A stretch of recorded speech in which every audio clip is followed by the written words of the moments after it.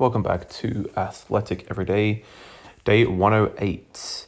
Got a nice heavy back squat session for you with some heavy cleans as well. So when I was planning this program, I decided that I was going to have 2 days a week in the first phase of this program where I do full cleans, full range of motion back squats. One day was going to be a higher volume, lower intensity day, and then one of the days was going to be a higher intensity, lower volume day. So today, this was supposed to be higher intensity, lower volume, which it actually turned out to be. I was intending on switching it up so that I would do, one day it would be high volume, low intensity back squats or lower intensity back squats, and then higher intensity cleans, which was supposed to be today. So the original plan was 6 sets of 1 cleans, so 6 heavy singles, and then 4 sets of 5 on the back squats. But by sheer accident, by me not realizing how many sets of reps I was supposed to do, I ended up actually doing low volume, high intensity cleans today and low volume, high intensity back squats. So I did 4 sets of 2 back squats and then 6 sets of 1 cleans, which actually I think works out better because when you do those cleans, and obviously all the plyometric workout beforehand, it actually potentiates the muscles in your legs a lot more than if you were doing some higher volume cleans, for example. So by lifting heavier weights and doing these cleans, I felt like the weights on this back squat session for the 4 sets of 2 actually did move a lot easier for me. So there's that, and I think that is how I'm going to be doing it going forwards. I'm going to be doing it so that one day it's going to be just high volume, or moderate intensity cleans and back squats. So earlier on in the week, if you remember, if you watched that video, that was 3 sets of 3 cleans and then 4 sets of 5 heavy back squats. And then now, for this Sunday session, is going to be 6 sets of 1 heavy cleans and then 4 sets of 2 heavy back squats. So that is how that's going to work. And yeah, these cleans felt really good, to be honest with you.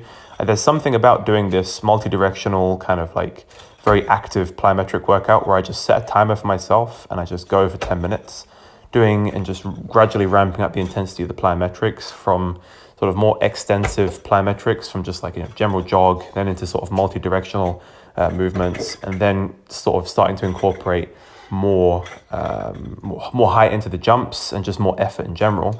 That is the perfect way to potentiate you for doing weightlifting movements, if I'm being honest. These cleans felt quite easy. I mean, my max clean is 125 and I hit 120. I wouldn't say easily today, but I got 3 singles with it. So this was 115 here. First single at 120, got pinned in the bottom, but stood it up just fine.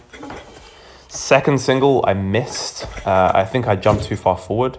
And then the third single was probably the best one of the day, stood it up, and then that one worked really, really well.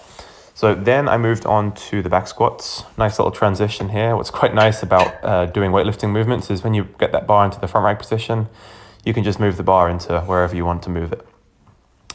So yeah, then I went straight from 120 into these back squats, flowed quite nicely into them, and I just wanted to do sets of 2, or maybe it was a set of 3 actually. But I did 120 for 2 sets of 2, I think it was, and then I moved up to 140. No, this is 140 now.